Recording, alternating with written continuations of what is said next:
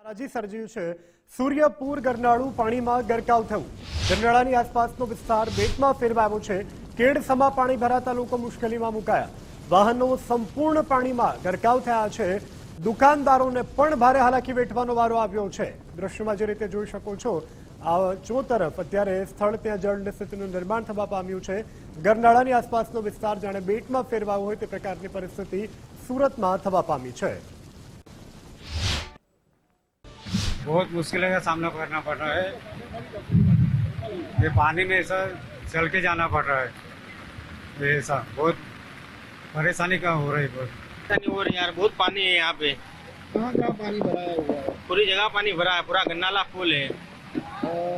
जाने में कहाँ पर तकलीफ हो रही है? कहाँ जाना था? कतारगाम दरवाजा जाना था। क्या जा पाए कि नहीं? अभी तो जब बहुत मुश्किल है वहाँ जा पाना, बहुत पानी है, वहाँ भी बहुत पानी है। ડાયમંડ સિટી સુરતમાં મેઘરાજાએ પોતાનો કહેર વર્તાવ્યો છે અને તે કહેરના પગલે ઠેર ઠેર તારાજીના દ્રશ્યો છે તે સર્જાઈ રહ્યા છે।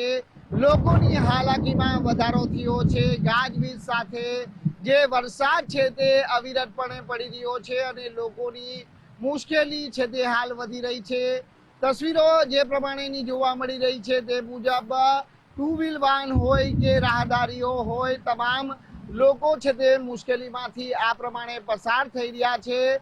સુરત રેલવે સ્ટેશન વિસ્તારની આ તસવીરો છે અને તસવીરોમાં જોઈ શકાય છે તેમ કે સૂર્યપુર ગરનાળું છે હાલ સંપૂર્ણ રીતે પાણીમાં ગરક થઈ ગયું છે અને તેના કારણે જે વાહન વ્યવહાર ઉપર તેની સીધી માઠી અસર પહોંચી છે। કારણ કે સ્ટેશન વિસ્તાર એ હજારો લાખોની સંખ્યામાં લોકોની અવર જવર વાળો વિસ્તાર છે અને જ્યારે સૂર્યપુર ગરનાળું પણ હાલ સંપૂર્ણ રીતે પાણીમાં ગરકાવ થઈ જતા અહીંથી જે વરાછા અને સુરત સિટીમાં આવતા જે વાહનો ના ઉપર સીધી અસર છે તે ક્યાંક જોવા મળી રહી છે।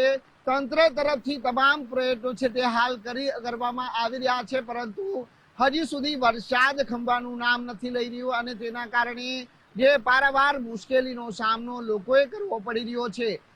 તસવીર એ બતાવવાનો પ્રયત્ન કરીશું કે સૂર્યપુર ગરનાળામાં જોઈ શકાય છે કે એક વ્યક્તિ ત્યાં પસાર થવાનો પ્રયત્ન કરી રહ્યા છે, જ્યાં ગળા ડૂબ પાણી છે તે હાલ ગરનાળામાં ભરાયા છે। એટલે રાહદારીઓએ તો પસાર થવું અસંભવ છે, પરંતુ વાહનો પણ પસાર થઈ શકે તેવી કોઈ પરિસ્થિતિ છે તે અહીં જોવા નથી મળી રહી। ધોધમાર રૂપે વરસાદ છે તે હાલ ડાયમંડ સિટી સુરતમાં હજી પણ અવિરતપણે પડી રહ્યો છે અને સુરત શહેરનો કોઈ એવો ખૂણો બાકી ન હોય કે ત્યાં જળબંબાકાર જેવી સ્થિતિ સર્જાઈ હોય।